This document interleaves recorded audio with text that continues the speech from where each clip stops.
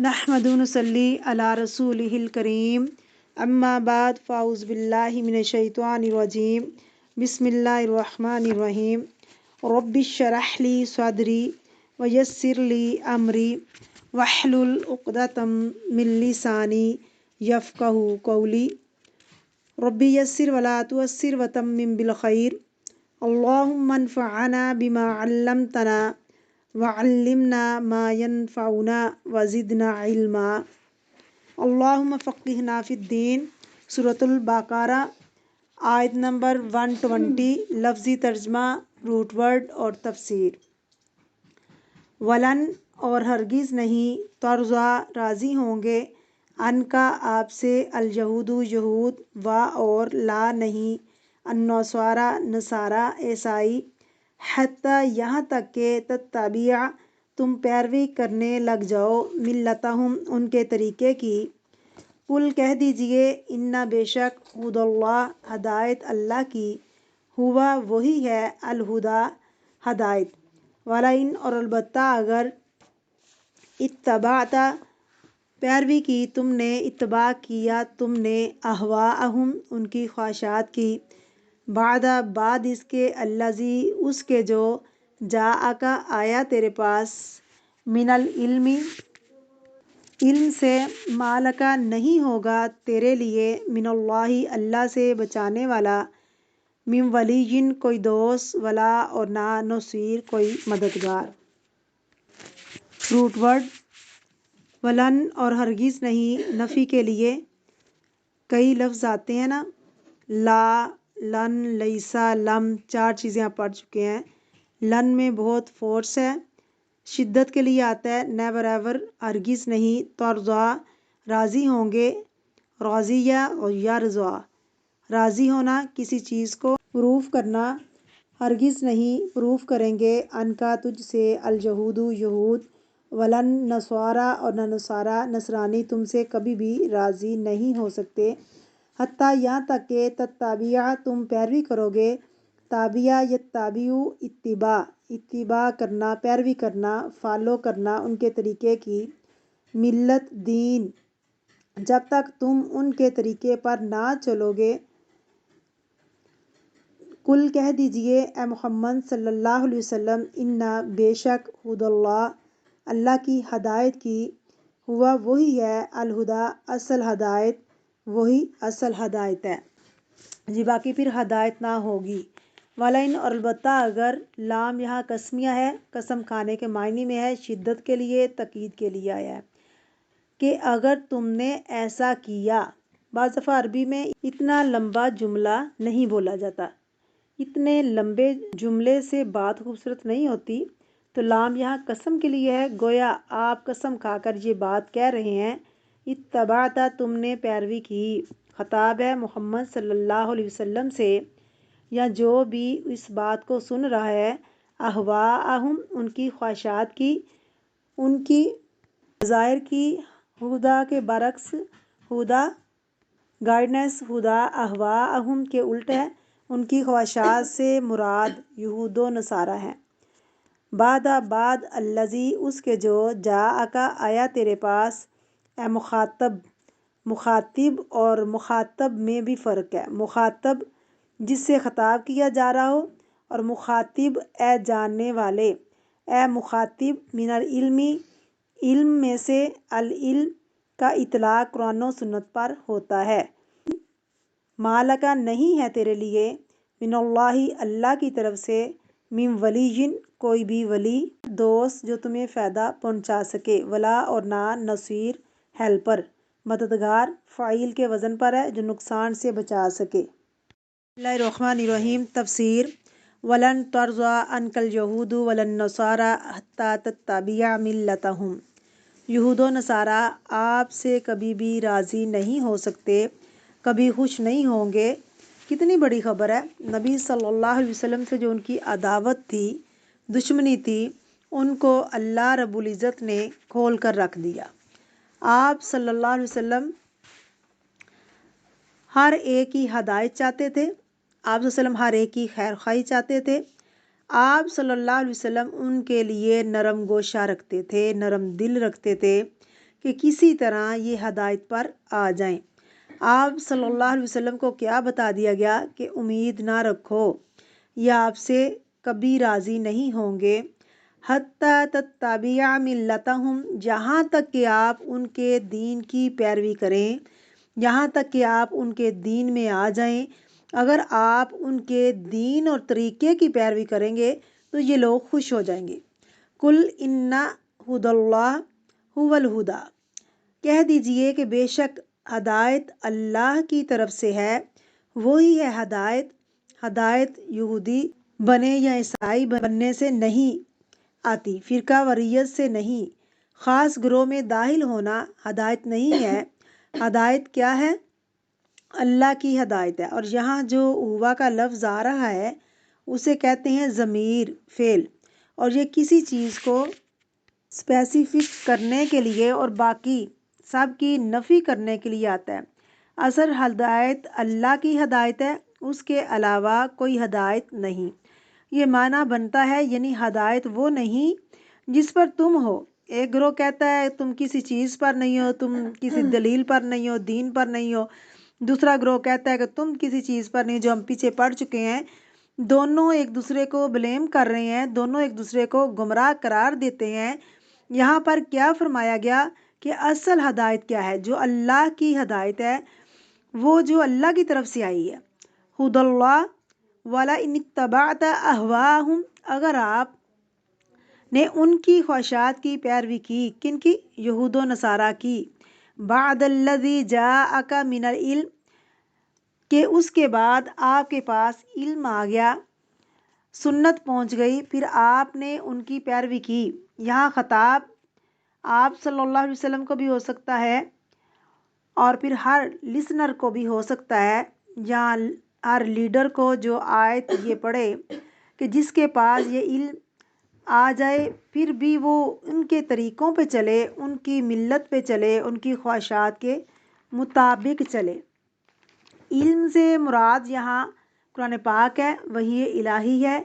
پھر نہ کوئی تجھے اللہ سے بچانے والا ہوگا۔ کس سے کہا جا رہا ہے؟ جی رسول اللہ صلی اللہ علیہ وسلم کو کہا جا رہا ہے۔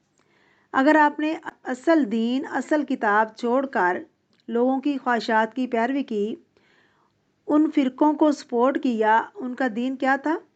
ان کی خواہشات تھی، انہوں نے وحی الہی کی پیروی نہیں کی تھی بلکہ اپنی خواہشات کی پیروی کی، اپنی مرضی کی تبدیلیاں شروع کر دیں اور اس کو دین کا نام دے دیا۔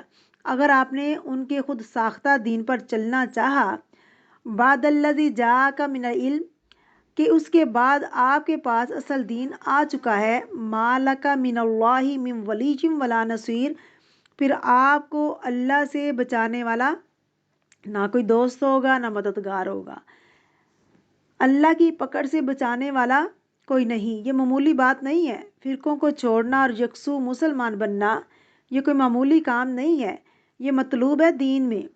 بلا من اسلم وجہہ للہ ومحسن، پیچھے ہم پڑھ چکے ہیں۔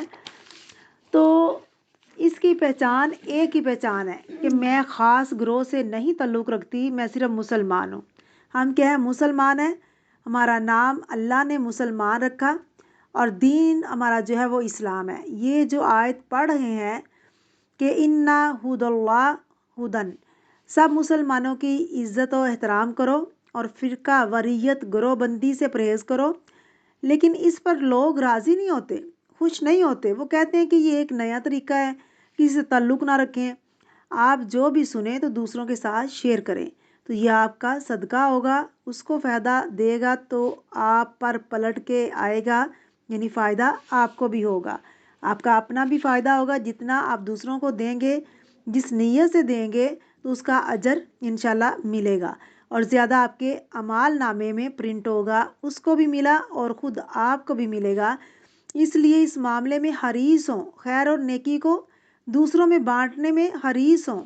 اللہ رب العزت سے دعا کریں، یا باری تعالیٰ مجھ سے زیادہ خیر دوسروں تک پہنچے۔ حدیث میں آتا ہے کہ لوگوں میں سب سے اچھا وہ ہے جو لوگوں کو فائدہ دیتا ہے، لوگوں کے لیے نفع مند ہے، چاہے کوئی بیمار ہے تو اس کو اچھا مشورہ دے، یا کوئی کسی بھی طرح دوسروں کے لیے فائدہ مند بنے تو اللہ سے دعا کیا کرو کہ یا اللہ کسی بھی طرح میں دوسروں کے لیے فائدہ مند بنوں، مجھے نفع پہنچانے والا بنا۔ تم میں بہترین وہ ہے جو انسان قرآن سیکھے جو آپ سیکھ رہے ہیں اور دوسروں کو سکھائیں، دوسروں کو بھی دینا شروع کریں تھوڑا تھوڑا، لیکن وہ دیں جس پر یقین ہو کہ یہ درست ہے، من گھڑت باتیں نہیں ہیں۔ کیونکہ جس نے اپنی طرف سے کوئی بات کی تو اس کو بھی یعنی مالک من اللہ من ولی ولا نصیر، اللہ اپنی مدد اور اپنی ولایت یعنی ان کو نہیں عطا کرے گا، ان کو بری ذمہ قرار نہیں دے گا کہ وہ کہیں کہ میں بری ہوں، تو وہ بری نہیں ہو سکتے۔ تو میری طرف سے تمہارے پاس مدد نہیں آئے گی۔ آج مسلمانوں کو اللہ کی مدد کیوں نہیں پہنچ رہی، اللہ کی مدد کیوں نہیں آتی؟ حالانکہ نبی صلی اللہ علیہ وسلم کے زمانے میں 313 تھے، 3 گناہ پہ حاوی تھے جنگ بدر میں۔ اس کے علاوہ بھی مختلف مواقع پر مسلمانوں کی تعداد کم ہوتی تھی، لیکن اس کے باوجود اللہ رب العزت ان کو فتح یاب فرماتے تھے۔ کیوں؟ کیونکہ وہ اپنے اصل دین پر تھے۔ آج لوگ اپنے دین کو درست کرنے کی بجائے دائیں بائیں دیکھتے رہتے ہیں کہ کون ہماری مدد کرے۔ اب دوسروں کو خوش کرنے کی کوشش میں اپنا دین چھوڑ دیتے ہیں، اپنے طریقے چھوڑ دیتے ہیں، اپنا سب کچھ چھوڑ کے ان کی نظروں میں جچنے کی کوشش کرتے ہیں۔ جو ایسا کرے تو کیا ہے، کوا چلا اس کی چال اپنی چال بھی بھول گیا، نہ ادھر کے رہے نہ ادھر کے، نہ خدا ہی ملا نہ مثال صنم۔ اللہ کی مدد سے بھی گئے اور دنیا سے بھی گئے، دنیا میں بھی رسوا ہو گئے۔ یہی حال ہو رہا ہے ہم سب کے ساتھ، جو فائدہ پہنچائے پھر اللہ کی طرف سے کوئی فائدہ نہیں پہنچے گا، ولا نصیر، مشکل میں پھنسو گے تو پھر وہاں سے بھی مدد نہیں آئے گی۔ کتنی بڑی وارننگ ہے۔ تو اس آیت سے کیا پتہ چلتا ہے کہ یہود و نصارہ اس وقت تک مسلمانوں سے راضی نہیں ہو سکتے جب تک کہ وہ ان کا طریقہ نہ اختیار کریں۔ ہدایت کسی خاص گروہ کے ساتھ منسلک نہیں یا کسی کے ساتھ فرقے کے ساتھ نہیں، ہدایت اصل میں کیا ہے، جو اللہ کی طرف آیا ہے۔ پھر یہ کہ اصل علم جو ہے وہ جب انسان کے پاس آ جائے تو انسان اس کی قدر کرے، اس پر چلے، تو تھوڑا عمل بھی کافی ہو جائے گا۔ اگر درست ہو، نیت خالص ہو، بہت سی کوشش بھی بیکار ہو جائے گی۔ اگر طریقہ ہی غلط ہو، نیت ہی خالص نہ ہو۔ دیکھیں نا، بعض اوقات کچھ لوگ تھوڑے سے وقت میں بہت سا کام کر لیتے ہیں۔ وجہ کیا ہوتی ہے؟ طریقہ درست ہوتا ہے۔ کچھ انسان سارا دن بھی لگا کر کہیں نہیں پہنچتے۔ کیوں؟ اگر آپ رستہ ہی غلط لے لیں کہیں جانے کا تو پہنچیں گے کیسے؟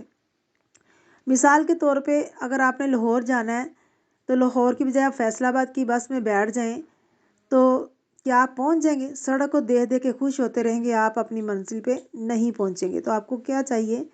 آپ کو چاہیے کہ اللہ کو خوش کریں۔ تو آپ کسی اور کو خوش کرنے میں لگے ہوئے ہیں تو اللہ کی طرف سے تو مدد کا ہاتھ اٹھ گیا نا۔ لیکن یہ نقطہ کتنے لوگوں کو سمجھ آتا ہے؟ آپ صلی اللہ علیہ وسلم کی بعثت کے بعد تمام لوگوں کو آپ صلی اللہ علیہ وسلم پر ایمان لانا واجب ہے۔